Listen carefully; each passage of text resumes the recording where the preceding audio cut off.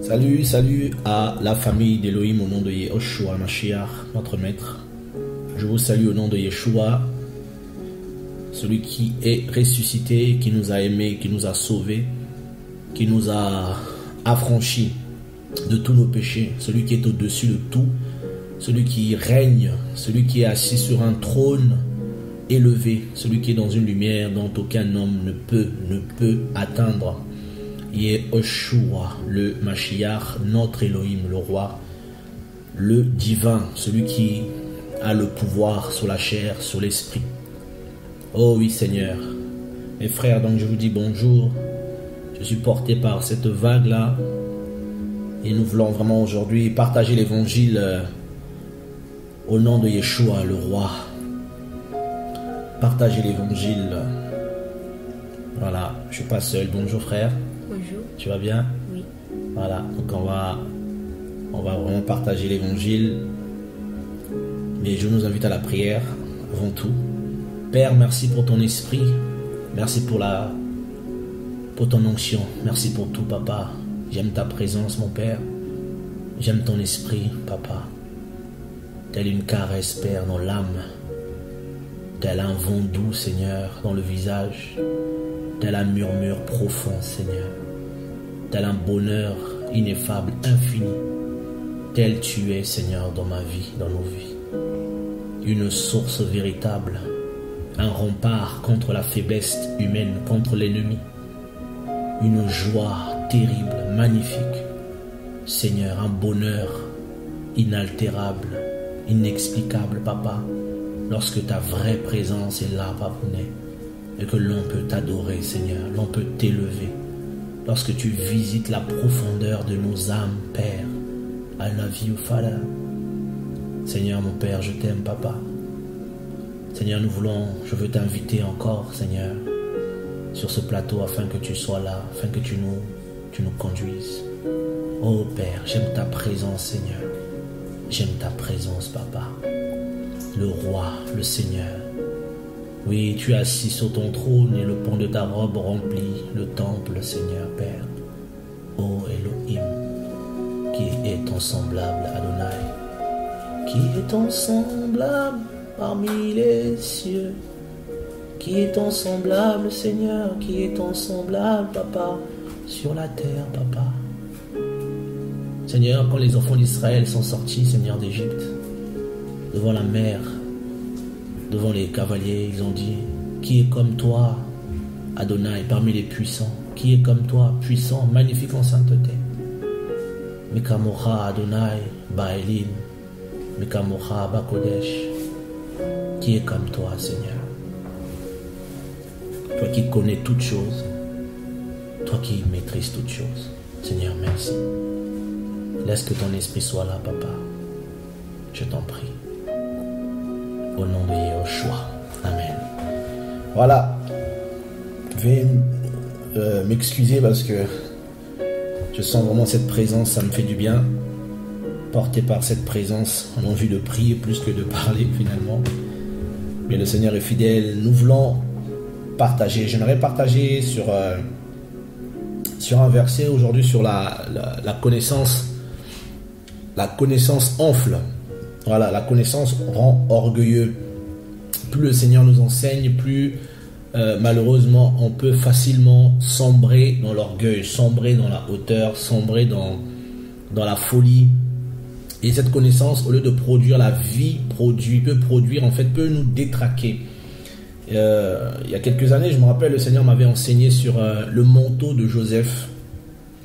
Et Joseph était un homme qui avait une très très belle communion avec son père Jacob. Et cette communion, en fait, que Joseph avait était tellement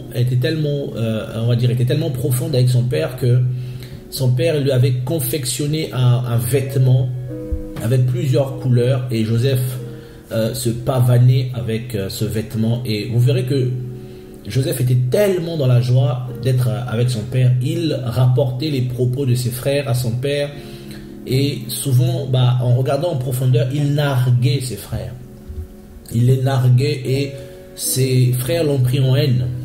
Ils ont déchiré ses vêtements et vous verrez que plus tard, que ce soit Yehuda, que ce soit Shimon, beaucoup ont ressenti de la tristesse d'avoir vendu Joseph plus tard, parce que lorsqu'ils vont se retrouver devant lui en Égypte, ils vont dire, nous avons un frère autrefois. Et vous voyez la douleur qui était la leur à l'époque. Donc, et ce que le Seigneur nous faisait comprendre, c'est que notre qualité, notre vie avec le Seigneur, notre relation avec le Seigneur, si on n'est pas brisé, si on n'est pas dans la mesure, tout ce que le Seigneur nous donne, on peut être comme des enfants. Vous savez, quand il n'y a pas la maturité, la connaissance devient comme un moyen qui nous enfle. Et Paul, c'est comme une parole implacable. Plus le Seigneur t'enseigne des choses, plus tu dois demander au Seigneur de te maintenir, de te garder. Et ce soir, j'aimerais partager sur un fait qui m'est moi-même arrivé aussi, à un temps de ma vie où le Seigneur a commencé à me reprendre, parce que ma vie avec le Seigneur, la relation que j'avais avec le Seigneur, ça m'avait enflé, ça m'avait gonflé d'orgueil, parce que je me disais, waouh, je suis un chrétien exceptionnel, je dois être trop parfait. En fait, je me servais des visitations d'Élohim, mon Père, ces visitations dans ma maison, dans ma chambre, et cette présence, cet amour de mon Père qui me disait, mon fils, et j'étais tellement joyeux que j'en pleurais. Je dis, papa, je t'aime, je t'aime. Il me disait, non fils, c'est moi qui t'aime. Et j'étais devenu orgueilleux. J'étais devenu comme vous savez, comme ce qu'on appelle les gosses de riches, quoi. Et je me rappelle, une sœur me disait, frère, quand je te vois des fois, l'image que le Seigneur me donne de toi, c'est que tu es comme le fils d'un riche et qui roule avec la belle voiture de son père, et il fait du bruit avec, c'est pas sa voiture, on sait que c'est la voiture de son père. Et cette image m'avait beaucoup fait rire, parce que c'est vraiment vrai. Et des fois, ta relation avec le Seigneur, les dons que tu as reçus, ton appel que tu as reçu, parce que des fois, il y en a, le Seigneur leur parle de leur appel, et c'est waouh, Seigneur, c'est vraiment vrai ça, tout ça. Et ça les enfle parmi leurs frères. Ils se comportent comme Joseph. Ils se comportent comme Joseph, ce qu'ils savent, parce que Joseph, certainement, quelque part, devait tellement passer du temps avec son père. Et il croyait que les autres n'étaient pas fils. Il y a des chrétiens qui se comportent comme ça. Ils sont dans l'immaturité, ce sont des enfants. Et des fois, le Seigneur, pour les faire grandir, il est obligé de déchirer ce manteau, il est obligé de les envoyer en Égypte pour qu'ils apprennent ce que leurs frères faisaient. Vous imaginez que les frères de Joseph étaient bergers. Ils travaillaient pour Jacob. Lui, il ne le faisait pas. Donc, il allait apprendre ça en Égypte. Le travail que ses frères faisaient déjà. Et souvent, c'est l'image de beaucoup de chrétiens. Et c'est souvent un fait ignoré. Vous allez voir que beaucoup de frères, beaucoup de sœurs, beaucoup de chrétiens sont dans l'orgueil spirituel. Pas parce qu'ils ne se rendent même pas compte. Parce que, en fait, l'amour qu'ils ont pour le Seigneur, la révélation du Seigneur vient ça vient cacher ce côté orgueilleux. Et le Seigneur est obligé, en fait, de les briser. Plus tu veux aimer le Seigneur, plus tu vas souffrir.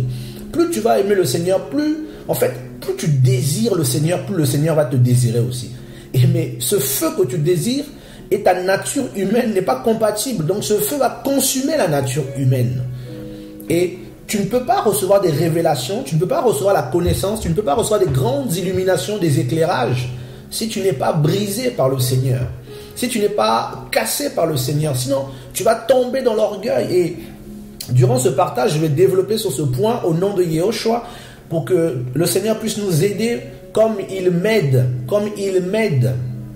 Vous voyez, lorsque le Seigneur voulait sauver les enfants d'Israël à Mitzraïm, en Égypte, il va demander à Moshe de partir, de quitter l'Égypte.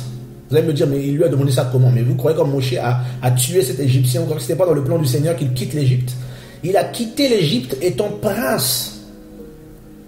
Il a quitté l'Égypte étant égyptien. Or, le Seigneur n'avait pas appelé l'Égyptien. Parce que la Bible dit que Moshe avait la connaissance, il était instruit selon la sagesse des Égyptiens. Je crois que c'est dans le livre des Actes des Apôtres qui en parle, si je ne m'abuse. Acte 7, si je ne m'abuse pas. Donc, lorsque Moshe quitte l'Égypte, il quitte l'Égypte non en tant qu'Hébreu, dans son esprit, mais en tant qu'Égyptien. Vous voyez, il était instruit dans toute la sagesse des Égyptiens. Il avait une grande connaissance de l'Égypte. Mais le Seigneur sait qu'en tant qu'Égyptien, Moshe ne peut pas délivrer des enfants d'Israël entre les mains des Égyptiens. Cela montre que tu ne peux pas combattre le diable avec les choses du diable.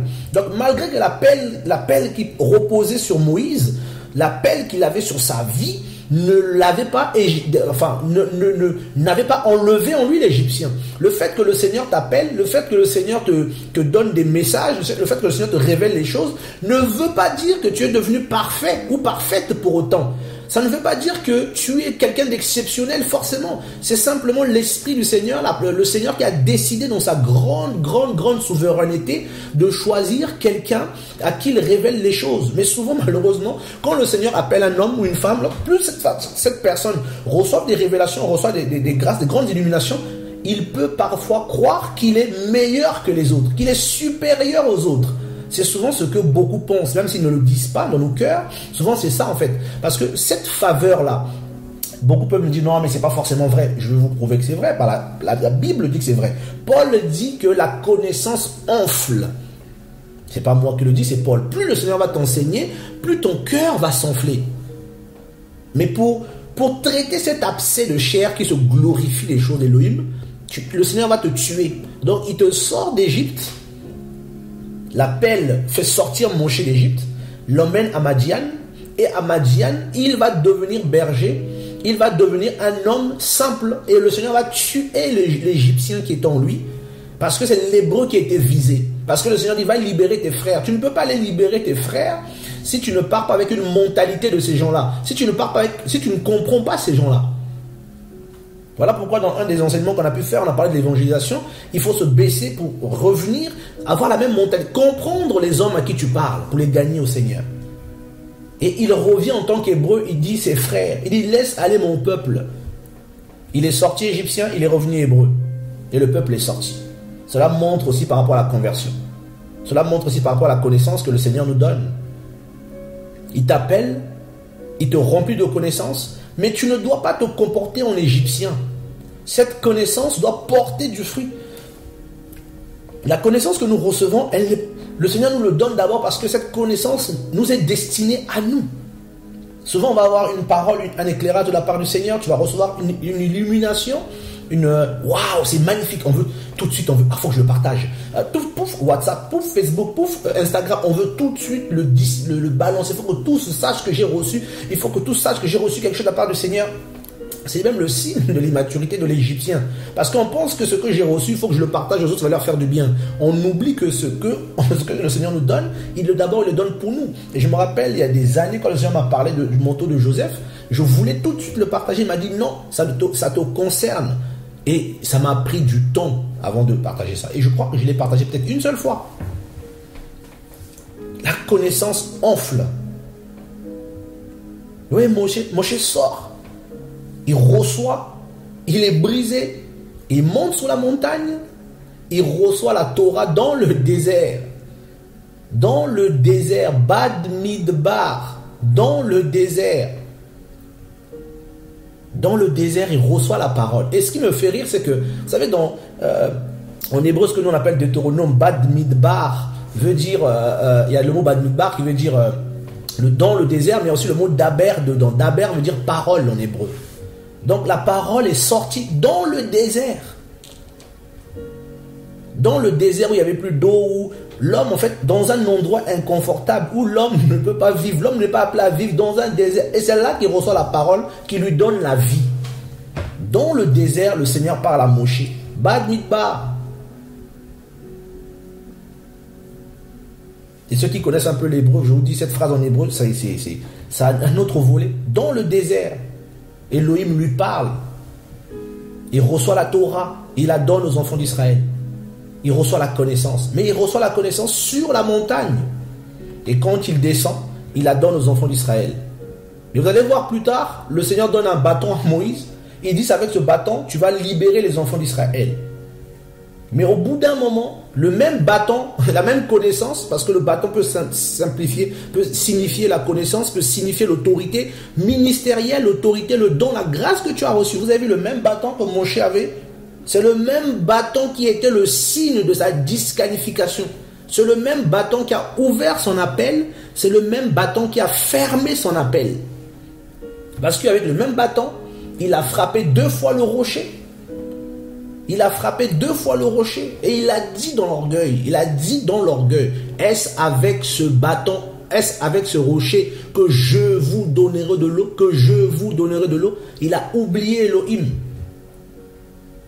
la connaissance. Et le Seigneur a dit, tu ne m'as pas donné gloire. Il a été puni de la même sentence que les rebelles. En fait, il a été considéré quelque part comme un rebelle. Donc la connaissance que tu reçois, c'est comme le bâton que Moshe avait reçu. Et si tu l'utilises mal, c'est la même connaissance qui va te disqualifier. Et ça, souvent, on ne se rend pas compte de la responsabilité que le Seigneur nous donne. Donc, vous voyez, Joseph, il reçoit la grâce, et il était tout content, mais il ne sait pas que cette grâce, les visions qu'il avait reçues, ces visions-là, pour se réaliser, il fallait... Vous voyez, les visions, c'est comme une connaissance, les visions. Il reçoit la connaissance sur l'avenir, sur ce qui va se passer, sur les enfants d'Israël. Mais le Seigneur ne le laisse pas dans cet état-là, il le brise. Parce qu'avec cette connaissance, avec ces visions, qu'est-ce qui s'est fait? Vous voyez un peu un chrétien immature, quelqu'un d'immature qui reçoit la vision, qui reçoit un songe, et ce songe dit que les autres vont se prosterner devant toi. Mais le frère Yosef est parti. De toute façon, le Seigneur m'a dit, de toute façon, j'ai mon appel. Il m'a montré les nations, il m'a montré ceci, il m'a montré cela, il m'a montré ceci, il m'a montré cela. La connaissance enfle. Et vous verrez que toutes les personnes que le Seigneur a appelées, à qui il a donné des grandes révélations, ce sont des gens qui ont beaucoup souffert. Pourquoi? En fait, tu ne peux pas détenir une connaissance véritable et puissante et profonde de la part du Seigneur si tu ne connais pas le cœur du Seigneur. Ça sera un piège. Voilà pourquoi dans notre génération, on a des chrétiens qui sont très orgueilleux parce qu'ils ont une connaissance des Écritures. Ils ont beaucoup rentrent dans le grec, l'hébreu, ils travaillent ça, ils maîtrisent et ils se servent de cette connaissance maintenant pour devenir pire. Je vais prendre un verset dans le livre de 1 Corinthiens 8. Je vais quand même le prendre pour qu'on puisse bien se situer au nom de Yehoshua, le Seigneur. Papa, merci pour ton esprit. Papa, merci pour ton soutien. Parce que c'est toi qui règnes. Nous voulons, Seigneur, que tu règnes au nom de Yehoshua. Parce que tu es l'Élohim qui nous enseigne, Papa. Merci pour ta grâce, Père. 1 Corinthiens 8, à partir du verset 1er. Mais pour ce qui concerne les choses sacrifiées aux idoles, nous savons que nous avons tous de la connaissance. La connaissance enfle, mais l'amour édifie. Mais si quelqu'un croit savoir quelque chose, il n'a encore rien connu comme il faut connaître. Mais si quelqu'un aime Elohim, il est connu de lui. Cette parole est magnifique. Paulos dit que si quelqu'un pense connaître quelque chose, il ne connaît pas. Donc on comprend que dans le Seigneur, la connaissance est graduelle, ce qui est normal. Un Elohim puissant, infini, un royaume glorieux, magnifique comme le ciel, comme le paradis du Père Céleste. Mais comment pourrons-nous, nous humains, croire que nous connaissons quelque chose? Comment pourrons-nous croire que nous maîtrisons quoi que ce soit? Même les Écritures que nous avons, c'est peu de choses qui nous ont... En fait, c'est juste une petite clé qui nous a été donnée pour nous ouvrir juste le chemin qui nous mène au paradis. Une petite porte pour nous donner une petite révélation d'Elohim, une petite, parce que faut pas croire que la Bible nous parle de l'entièreté de l'être glorieux et magnifique qu'est Yahweh El Gibor. Il est plus grand que ce que les Écritures disent. Donc nous ne connaissons pas comme il faut connaître. Mais voilà ce que Paulos dit ici. Mais si quelqu'un croit savoir quelque chose, il n'a encore rien connu comme il faut connaître. Mais si quelqu'un aime Elohim, il est connu de lui. Donc on comprend que ce qui édifie, ce qui construit réellement, c'est l'amour. Donc la connaissance que le Seigneur nous donne doit aller avec l'amour. Et c'est là que beaucoup en fait pêchent. Parce qu'ils n'ont pas l'amour. Ils n'ont pas reçu le cœur d'Elohim. Donc automatiquement, vous allez voir des gens comme ça rentrer dans des débats des fois folles pour prouver, démontrer la connaissance qu'ils ont parce qu'ils n'ont pas reçu l'amour. Or, la connaissance n'a pas été donnée pour démontrer. La connaissance n'a pas été donnée pour élever un homme. La connaissance que le Seigneur te donne n'a pas été faite pour t'élever. La connaissance que le Seigneur nous donne, c'est pour éclairer, pour construire, pour édifier. C'est la raison pour laquelle le Seigneur donne la connaissance, pour révéler aux hommes les choses cachées, les mystères. Or, si vous allez voir qu'aujourd'hui, il y a tellement de guéguerres, les gens se font la guerre. Oh non, il ne connaît pas, vous êtes dans ça. Oh non, vous n'êtes pas dans ça. Oh, vous... Et c'est extraordinaire. Nous sommes dans... Je vais prendre un autre passage où Paulos parle, dans 2 Corinthiens 12. Vous allez comprendre pourquoi je fais l'allusion, l'analogie avec ça. Seigneur, merci pour ton esprit, Papounet. Se glorifier n'est vraiment pas utile, car j'en viendrai aux apparitions et aux révélations du Seigneur. Je connais un homme en Mashiach, il y a 14 ans passés. Si ce fut dans le corps, je ne le sais. Si ce fut hors du corps, je ne sais. Elohim le sait. Qui a été enlevé jusqu'au 3e ciel, et je sais que cette âme, si ce fut dans le corps ou si ce fut hors du corps, je ne sais. Elohim le sait. A été enlevé dans le paradis et a entendu des paroles ineffables, ce qui n'est pas légal pour l'être humain d'en parler. Je me glorifierai d'un tel homme, mais je ne me glorifierai pas de moi-même, si ce n'est de mes faiblesses. Car si je voulais me glorifier, je ne serais pas un insensé, car je dirais la vérité, mais je m'en abstiens. Il s'abstenait de cela. Afin que personne ne m'estime au-dessus de ce qu'il me voit être ou de ce qu'il entend dire de moi. Voilà les paroles d'un homme sage. Et de peur que je ne m'élève à cause de l'excellence de ces révélations. C'est là où Paul veut venir. En fait, l'excellence de la révélation élève, dans d'où il dit la connaissance enfle. Il m'a été mis une écharde dans la chair, un ange de Satan pour me frapper, afin que je ne me lève pas à ce sujet. Et il dit 3 fois, il a prié, mais le Seigneur l'a dit non, ma grâce te suffit, car ma puissance s'accomplit dans la faiblesse. Donc plus tu reçois des éclairages, plus tu reçois des illuminations, le Seigneur va te briser, va te descendre. Parce que tu dois t'abstenir de beaucoup de choses, de démontrer, de te montrer, parce que ça va t'enfler. Et si Yahweh ne met pas sur toi un fardeau, une écharde, tu vas péter. Et c'est ce qui arrive à beaucoup de frères, à beaucoup de chrétiens, parce qu'on a ce problème-là. En fait, on n'a pas reçu le cœur du Seigneur. Et ce genre de révélation, j'ai écouté le témoignage de beaucoup de prédicateurs, et souvent vous allez vous rendre compte que plus les gens avaient des révélations, plus ils sont glorifiés. Plus ils voulaient que tout le monde sache, plus s'exposer avec ces révélations-là. Les gens avaient la parole, la connaissance, ils voulaient démontrer cette connaissance. Et ça a perdu beaucoup. Parce qu'ils ont oublié que la connaissance, c'est d'abord pour éclairer, c'est d'abord l'amour. C'est d'abord l'amour, sinon on fait des dégâts. Vous voyez? Si dans la connaissance, il n'y a pas l'amour, la connaissance de Elohim, je parle ici parce que le mot connaissance aussi, ginosko, c'est la connaissance parfaite. Cette connaissance-là, si on ne l'a pas, si on n'a pas l'épignosis, la connaissance parfaite et correcte, d'abord du cœur d'Elohim, de la vie spirituelle, vous allez voir des gens, ils vont même pas, ils sont comme Joseph et Yosef, ils ne se rendent même pas compte qu'ils sont dans l'orgueil. Mais vu qu'ils ont ce qu'ils ont, c'est la vérité. Vu que ce qu'ils prêchent, souvent il dit la vérité, mais il va s'en glorifier. Oui, le Seigneur me l'a dit. Oui, c'est la vérité. Est-ce que le Seigneur m'a dit? Mais oui, le Seigneur l'a dit, c'est vrai. Mais comment tu te sers de ce que tu as reçu? Parce que, vous savez, il n'y a pas très longtemps, le Seigneur m'enseigne sur une chose qui est magnifique et capitale, de ne pas mélanger nos sentiments, de ne pas mélanger l'âme avec la parole.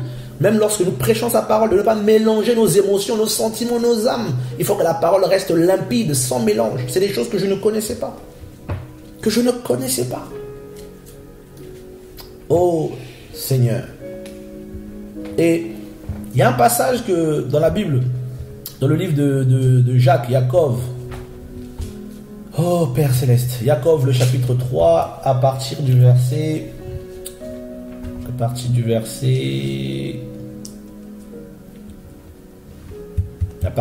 13, je vais lire.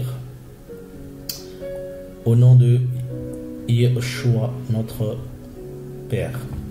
Qui est sage et intelligent parmi vous, qu'il montre ses œuvres par une bonne conduite, avec douceur et sagesse? Qui est sage parmi vous? Qu'il montre ses œuvres par une bonne conduite, avec douceur et sagesse. Pas qu'il démontre sa connaissance. Donc on voit d'abord qu'il y a la conduite. Or, on ne peut bien se conduire avec douceur et sagesse que celui qui a rencontré le Seigneur, qui a reçu. Le verset 14. Mais si vous avez dans votre cœur un zèle amer et un esprit de parti, Ne vous glorifiez pas et ne montez pas contre la vérité. Car ce n'est pas la sagesse qui descend d'en haut, mais elle est terrestre, animale et diabolique. Car là où il y a de la jalousie et un esprit de parti, il y a du désordre et toutes sortes de mauvaises choses. Mais la sagesse d'en haut est premièrement pure et ensuite pacifique, douce, conciliante, pleine de miséricorde et de bons fruits, sans partialité et sans hypocrisie. Mais le fruit de la justice se sème dans la paix pour ceux qui pratiquent la paix. C'est clair. On a besoin de pratiquer la paix. Où est la connaissance de ce que ça donne? La connaissance donc vient d'abord changer l'état de l'homme. Ça vient changer l'état de l'homme. La connaissance que le Seigneur nous donne, la parole, les révélations que nous recevons, les enseignements que l'Esprit nous donne, ô Père, elles viennent d'abord pour nous changer, nous, pour nous transformer, nous. Parce que des gens qui reçoivent la connaissance, qui reçoivent des vérités puissantes, si leur cœur n'est pas changé, ce sont des méchants avec des armes nucléaires, des hommes charnels avec des vérités bibliques puissantes. Et ils le brandissent tels des épées et ils découpent tout le monde et partout au nom de la Bible. C'est ce qu'on appelle le pharisaïsme. C'est du pharisaïsme pur. C'est du pharisaïsme. Vous savez, le problème avec les pharisiens, même les Hébreux, c'est qu'ils pensent... En fait, les vérités qu'ils avaient, les vérités qu'ils avaient, ça les avait rendus fous parce que, comme j'aime le dire souvent, les pharisiens, c'était pas des personnes... le Seigneur les a condamnés, oui, mais pour les Juifs, les pharisiens, c'est ce qu'il fallait. Vous savez, les pharisiens viennent d'un courant, un courant de l'époque des Asmonéens, à l'époque de Hérode le Grand, et à l'époque comment il s'appelait, celui qui a mis le Antiochus IV. Il y avait un groupe de personnes qu'on appelait les Assidéens, les Assidim. Je crois que même aujourd'hui, il y a encore une expression pour parler les mêmes gens, les Arédim. Il y a un groupe qu'on appelle en Israël les Arédim. Les Assidéens, ce sont des hommes pieux. Apparemment, d'après l'histoire, c'est de d'eux que viennent les pharisiens après. En fait, ces gens-là étaient connus pour leur piété, pour leur grande piété. Ils défendaient la Torah, les pratiques de la Torah lorsque les Grecs ont pris Jérusalem à l'époque, Israël, et puis les Romains plus tard. Ils défendaient l'âme d'Israël, comme ils aiment le dire, l'âme d'Israël. Donc ils étaient vus comme des gens bien. Ils aimaient lire la Torah, ils aimaient la pratiquer, mais au bout d'un moment, en pratiquant la Torah, en voulant être justes, ils ont oublié quelque chose. La connaissance qu'ils avaient reçue, c'était devenu juste une information, mais ils n'avaient pas reçu l'Élohim ils n'avaient pas connu l'Élohim de la connaissance, celui qui donne la connaissance. En fait, ils ont reçu des informations et ils ont pris ces informations-là, ils sont devenus méchants avec. Et sans connaître le cœur du Seigneur, ils sont tombés dans l'hypocrisie. Au lieu d'être miséricordieux, c'était le contraire. Au lieu d'être partial, ils avaient des esprits de parti. Sans partialité, comme dit Jacob, donc Jacques 3, 17. Donc ils étaient dans des mélanges parce que le fait de recevoir la connaissance, tu peux voir des gens qui ont une connaissance, on peut voir des gens qui ont une connaissance, ils ouvrent la Bible, ils vous donnent des bonnes doctrines, tout ça, mais c'est pas pour autant que leur cœur a changé. C'est pas pour autant qu'ils vont se servir de cette connaissance-là à bon escient. C'est pas pour autant que cette connaissance va produire du fruit dans leur vie. Mais cette connaissance va produire de l'orgueil. Parce que ça va les placer dans un rôle de sachant, je sais. Et c'est dans cet état que je me trouvais. Je me rappelle, il y a quelques années, j'étais dans un train et j'étais devant une jeune fille. Et elle était catholique. Elle me disait, ouais, je crois en Jésus et je suis catholique. Moi, bon chrétien, orgueilleux, je lui dis, mais non, si tu es catholique, c'est que tu n'aimes pas le Seigneur. Non. Et on a fait un débat et les gens étaient là et je parlais. Et l'Esprit du Seigneur m'a interpellé dans mon cœur et m'a dit, orgueilleux, pourquoi tu ne lui présentes pas simplement mon être, la personne de Yeshua? Pourquoi tu ne parles pas de ce que j'ai fait pour toi? Pourquoi tu ne témoignes pas de l'amour que je t'ai montré au lieu de rentrer dans des débats, des débats folles? Et je me rappelle ce jour-là, je me suis arrêté et j'ai commencé à parler de ce que le Seigneur avait fait dans ma vie, ma rencontre avec le Seigneur. La même jeune femme avec qui je faisais le débat, qui était virulente, a fini par me dire, waouh, c'est vrai ça? Elle m'a dit, tu pries où? J'aimerais venir. Et Elle a fini de venir à l'assemblée que je fréquentais à l'époque, sans que moi-même j'y sois ce jour-là. Juste en témoignant de Yehoshua. Juste en témoignant.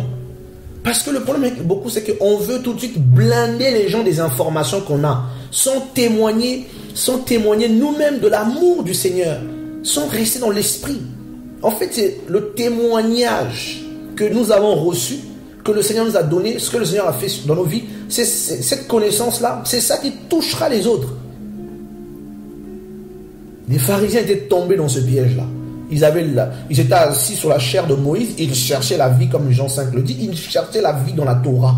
Mais cette vie-là, quand elle est venue vers eux, ils sont passés à côté parce qu'ils ne la connaissaient pas. Ils avaient juste l'information, ils la cherchaient parce qu'ils étaient informés, mais ils n'ont pas reçu. Voilà pourquoi aussi le Seigneur dit, beaucoup diront Seigneur, Seigneur en ce jour-là. Ils ont reçu l'information, mais ils ne l'ont pas connue. Le même connaître ici dans ce passage-là, je crois, de Jean 7, c'est aussi gynosko, c'est le même thème ici que connaissance. Ils ont reçu une connaissance des informations, mais ils n'ont pas reçu la vie de la connaissance. Ils sont morts.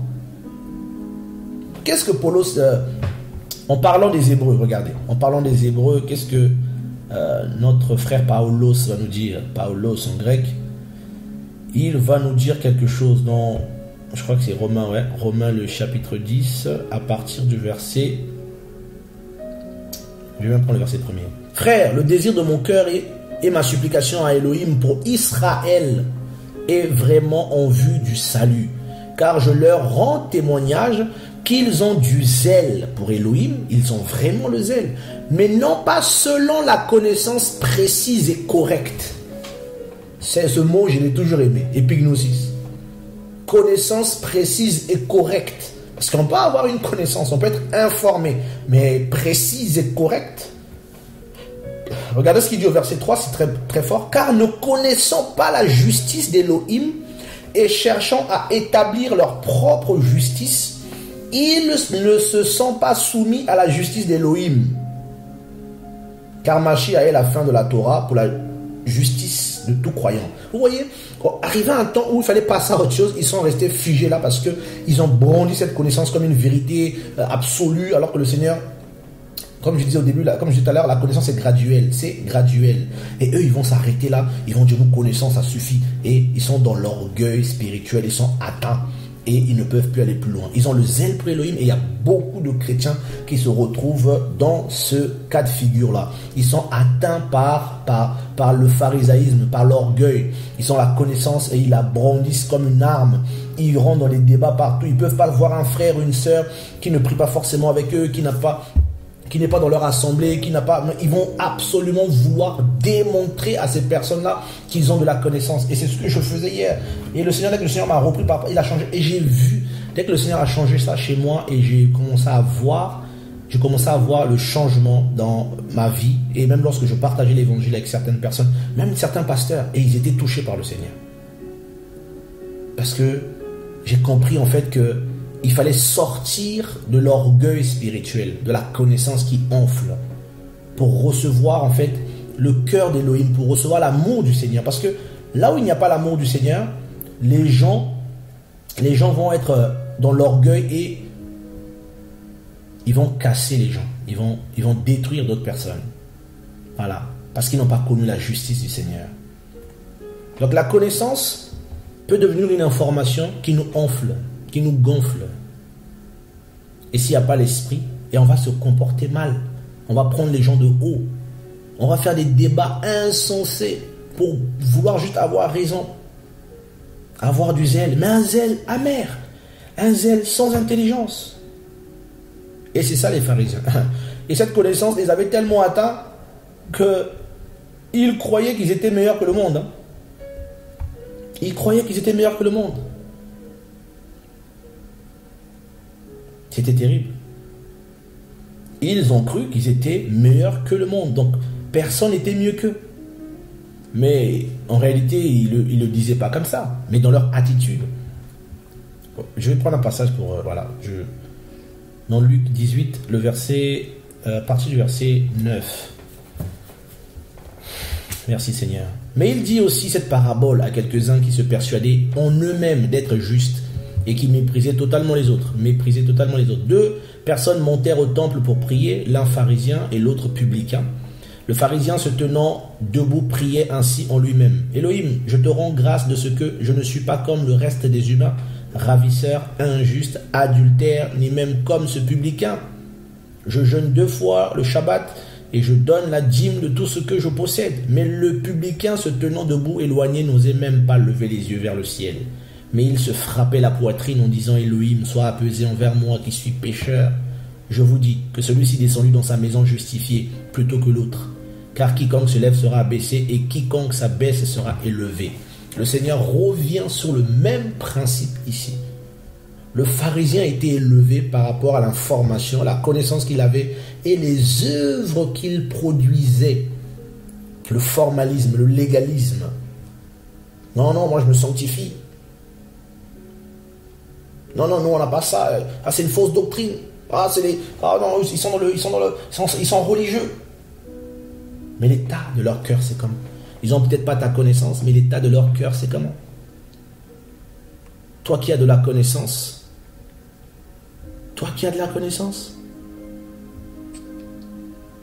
plus le Seigneur te donne de la connaissance, plus il doit te briser. Sinon, ça va être les guéguerres sur Facebook, sur les réseaux, partout. C'est la guéguerre. C'est des débats, des diatribes, des joutes vers... C'est des joutes verbales, c'est des débats à ne pas en finir. Oui, moi je crois ça. Ah non, ça c'est pas biblique. Non, regarde dans le grec, dans l'hébreu.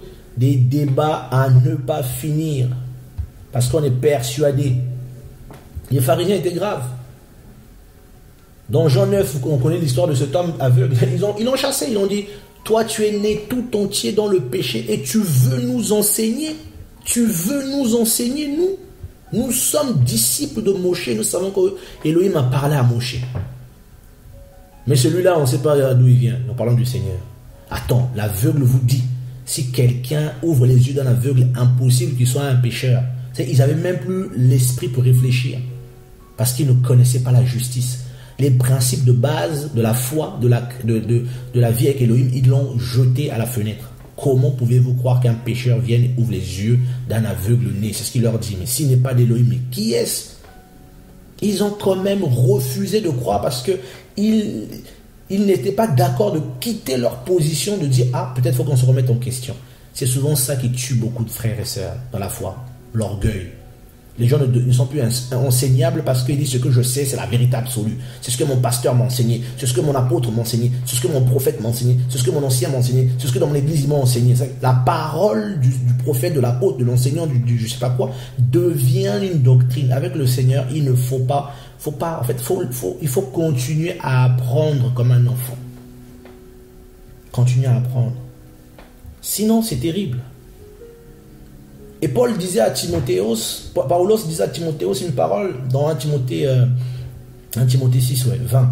Ô Timothéos, garde le dépôt en fuyant les discussions sur des sujets vains, inutiles et profanes, et les oppositions de la connaissance faussement nommée. Il y a une connaissance faussement nommée, une fausse connaissance. Et certainement à l'époque, il indexe aussi les Juifs, qui venaient avec la Torah démontrant... les rabbis Shimon, les rabbis un tel, donc chacun sortait les rabbis un tel a dit, rabbi un tel a dit. Vous voyez qu'aujourd'hui c'est ce que l'on vit aujourd'hui. Un tel avait dit, frère, telle doctrine, tel a dit ceci. Frère, mais qu'est-ce que les Écritures disent? Qu'est-ce que la parole du Seigneur dit? Qu'est-ce que le Seigneur t'a dit? Et si tu as parlé, tu dois être un modèle, un canal de bénédiction dans la conduite, dans la sagesse. Comment donner, partager avec amour aux gens, en allant voir les gens souvent, en partageant simplement l'évangile avec l'esprit. Et ceux qui sont du Seigneur seront touchés. Et il dit encore à Timothée, dans 2 Timothée 2, verset 16, mais évite les discours vains et inutiles et profanes, car ceux qui les tiennent avanceront toujours plus dans l'impiété. Verset 24, il dit, or il n'est pas juste et correct qu'un esclave du Seigneur ait des querelles, mais qu'il soit doux envers tous, capable d'enseigner passion aux fautes. Passion aux fautes. Capable d'enseigner doux. Mes frères, des fois, il n'y a plus de douceur. C'est des débats avec... des fois, c'est compliqué. C'est des violences, de mots. C'est un esprit de parti. C'est terrible. Et quelque part, Je vais prendre ce passage parce que je l'aime beaucoup aussi. Paul parle à Titos. Paulos parle il lui dit Tite 3, à partir du verset 2. À partir du verset 2, ouais. Je vais... Tite, excusez-moi. Voilà. Tite 3. Je vais même prendre le verset premier pour la compréhension de tous. Rappelle-leur d'être soumis aux chefs et aux autorités, d'obéir, d'être prêts à faire toutes sortes de bonnes actions, de ne calomnier personne, d'être non agressif, doux et montrant une parfaite douceur envers tous les humains, car nous aussi nous étions autrefois dénués d'intelligence, rebelles, égarés, esclaves de divers désirs et plaisirs, vivant dans la malice et dans l'envie, dignes d'être haïs, et nous haïssons les uns les autres. Mais cette parole est extraordinaire. Cet homme, on voit quelqu'un qui a reçu une vraie connaissance. Il dit nous aussi, et il donne des conseils à un de ses enfants dans la foi. Il lui dit comment il doit se comporter par rapport à la connaissance qu'il a reçue. Il doit se comporter comment?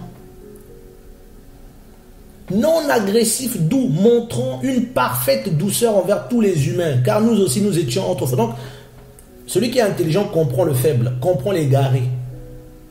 Il lui parle selon Elohim. Verset 4. Mais quand la bénignité d'Elohim, notre Sauveur, et son amour pour les humains sont apparus, il nous a sauvés.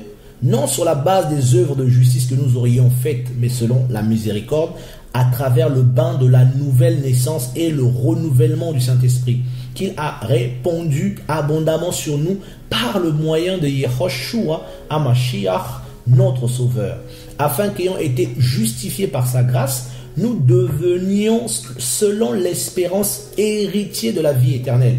Cette parole est certaine. Je veux que tu affirmes fortement ces choses. Excusez-moi, voilà. Cette parole est certaine et je veux que tu affirmes fortement ces choses, afin que ceux qui ont cru en Elohim pensent à être à la tête des bonnes œuvres. Voilà les choses qui sont bonnes et utiles aux humains. Verset 9 qui m'intéresse aussi. Mais évite les débats insensés, les généalogies, les querelles et les disputes au sujet de la Torah, car elles sont inutiles et vaines. Évite l'homme hérétique après un premier et un second avertissement. Évite l'homme hérétique, celui qui enseigne des fausses doctrines. Il faut l'éviter et pas forcément rentrer dans des débats. Des fois, on rentre dans des débats avec des gens. Tu vois bien que doctrinalement parlant, la personne n'est pas avec le Seigneur, n'a pas la connaissance de la vérité. On l'avertit, premier, second avertissement, on s'en écarte. Sans commencer à écrire des lettres, des missives, des grandes lignes, des débats, mais c'est pas possible. On fait des débats avec des gens qui viennent d'autres religions alors que nous on a la vérité. C'est le Seigneur qui touche. On n'a même pas à faire des débats avec certaines personnes. Sachant qu'un tel homme, sachant qu'un homme de cette espèce est perverti. Paulos dit il est perverti et qu'il pêche en se condamnant lui-même. Et pourtant, pour ce que Paulos ne voulait pas que cet homme soit sauvé. Évite ce genre de personnes. Évite ce genre de personnes, ce genre de débat avec des gens égarés. Parce que la connaissance que le Seigneur nous a donnée, il nous l'a donnée pour éclairer, pour bénir. Mais cette connaissance, on ne doit pas la brandir pour montrer à tout le monde que nous, on est les meilleurs, que moi j'ai la connaissance, que je connais, que les autres ne connaissent pas, voilà, que c'est... Non. Mais le Seigneur va... Plus il te donne, plus il te brise. Plus il te donne, plus il te brise. Plus il te donne, plus il te brise. Afin que cette connaissance ne soit pas comme le bâton de Moshe. Oh, si le Seigneur t'enseigne, si le Seigneur te révèle des choses, tu dois prier pour que le Seigneur te donne le cœur, comment manifester les lumières, les éclairages que le Seigneur te donne, comment parler au cœur des hommes. C'est important. Et le Seigneur me l'a enseigné il n'y a pas si longtemps. L'âme, vos âmes, vous mélangez vos sentiments, vos états d'âme. Quand je vous donne ma parole des révélations, on va la partager, on va prêcher, on va mettre l'âme dedans, les sentiments, la frustration s'il y a, la colère s'il y a, l'agacement s'il y a, si tu as un problème avec quelqu'un, tu vas mettre ça dedans, tout ça. Donc, tout ça se mélange et on mélange la parole, de laisser un canal propre, on mélange les sentiments. Et quand le Seigneur m'a enseigné, et je vous dis, C'est des choses que je ne connaissais pas forcément. Et je bénis le Seigneur, je dis Seigneur, aide-moi. Parce que cette connaissance que tu nous donnes, des Écritures, cette parole que tu nous donnes, c'est pour éclairer ton peuple, éclairer tes enfants, et non pas pour nous glorifier. À Elohim, notre Maître, à lui seul, Maître de toutes choses, glorieux Père, Sauveur de l'humanité, digne de recevoir louange, remerciement. Père, à toi, l'Elohim de mon âme, l'Elohim de mon esprit, Seigneur, toi que j'aime et que j'adore, toi qui es élevé, Père Saint, Yehoshua, Mashiach, mon Maître, je veux te rendre gloire pour cette parole et pour toutes les personnes qui écouteront cette parole. Je ne les connais pas forcément, Seigneur, mais ceux qui seront touchés par cette parole, ceux qui seront fécondés par cette parole, bénis-les, garde-les, Seigneur. Oh Papa, que l'Élohim des cieux puisse protéger son peuple et nous préparer à son retour. Au nom de Yehoshua, notre Maître.